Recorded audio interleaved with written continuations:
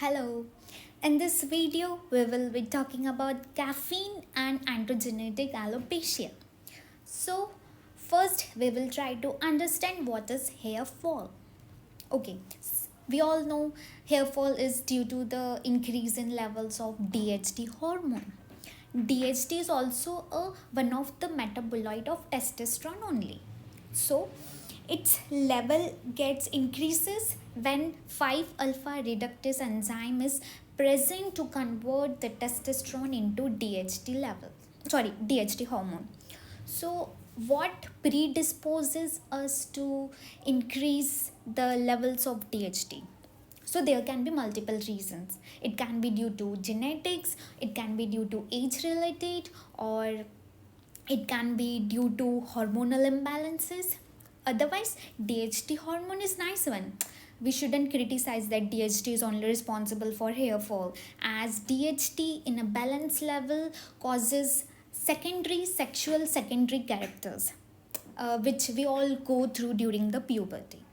So this is all was about the DHT levels, DHT hormone. So now for us to understand the caffeine and hair fall relation, first we will try to understand how hair fall starts and what is the cycle of hair fall. So hair fall and the hair cycle is divided into three phases, that is anagen, catagen and telogen. So anagen phase is the growth phase where the stem cell proliferates and differentiate to form a hair cells through the hair follicles. So hair follicle is bedded deep within the means within the dermis layer. So this was all about the anagen phase, which lasts about for 2 to 8 years. Now we will talk about the anagen catagen phase. So after anagen comes the catagen phase. So catagen phase lasts for 2 to 3 weeks, where the hair shaft gets recede from the hair follicle. That is, it gets separate from the follicle.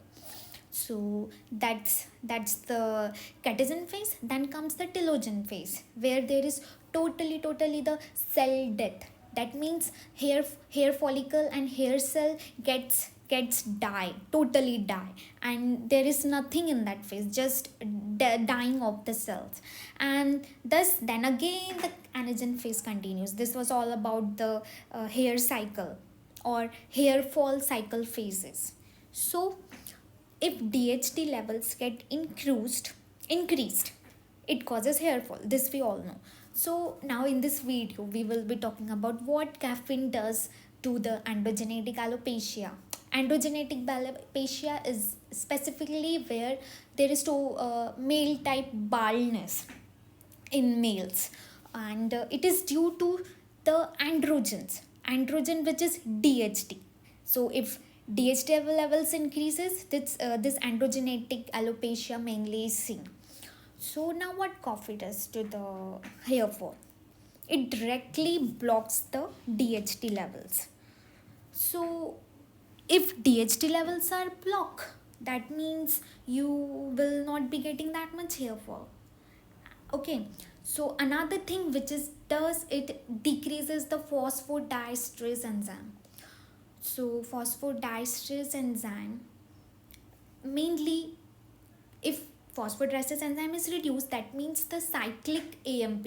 Now cyclic AMP is a signaling pathway, means it's the message which cell gets. So if cyclic AMP levels are increases, that means your growth phase increases. That means the anagen phase increases.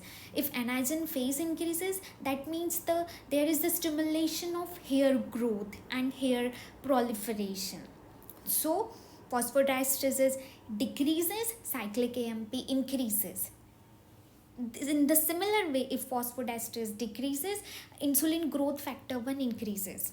Insulin growth factor 1 also stimulate or extend the anagen phase. Specifically, it doesn't cause the elongation in the hair shaft, but it extend the anagen phases. If anagen phase is extend, that means you will be suffering from less hair fall.